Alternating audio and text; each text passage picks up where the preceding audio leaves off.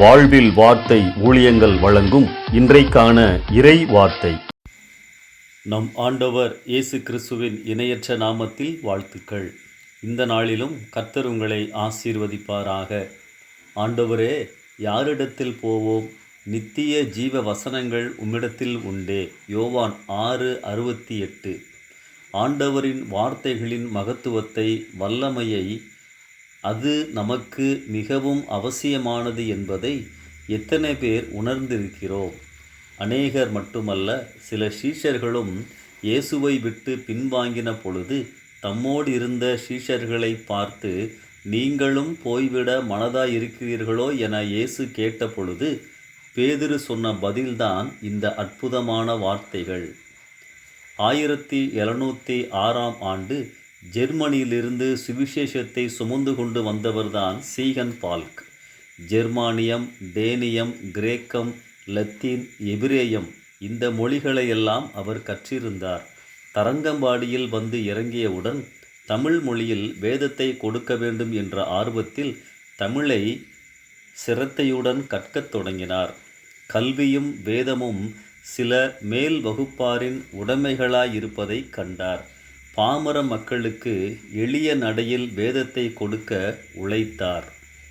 சீகன் பால் திண்ணை பள்ளியில் குழந்தைகளோடு அமர்ந்து தரையில் விரலால் தமிழ் எழுத்துக்களை பயின்றார். சில சமயங்களில் சுடு மணலில் எழுதும்போது அவரின் மெல்லிய விரல்களில் இரத்தம் கசியுமாம். எப்படியோ தமிழை கற்றார். பிறரிடம் தமிழில் பேசவும் ஆரம்பித்து விட்டார்.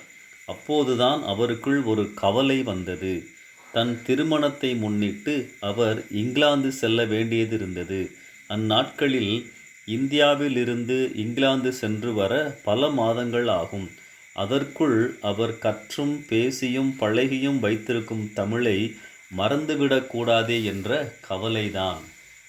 திருமணத்தை கைவிடுவதா அல்லது தமிழை கைவிடுவதா யோசித்தார். வேதத்தை மொழிபெயர்ப்பு பணியில் ஈடுபட்டிருக்கும் அவரால் என்ன செய்வதென்று தெரியவில்லை. பிரயாண காலங்களில் தமிழை மறந்துவிடக்கூடாது. தம் ஊழியம் தொடர திருமணமும் அவசியமாயிருந்தது. ஜெபித்தார், யோசித்தார். நல்ல யோசனை வந்தது. பயணத்தில் தன் கூடவே ஒரு தமிழனையும் அழைத்துச் செல்ல முடிவு செய்து அப்படியே செய்தார்.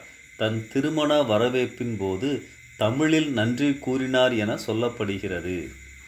ஆம், இந்த அர்ப்பணிப்புதான், வார்த்தைகளின் மீது அவருக்கு இருந்த தாகம்தான் அவரை ஒரு செயல் வீரராக உருவாக்கியது. அவரது மொழிபெயர்ப்புதான் முதலாக தமிழில் அச்சானது. ஆசிய மொழிகளிலேயே முதல் தமிழ் வேதம் அதுதான்.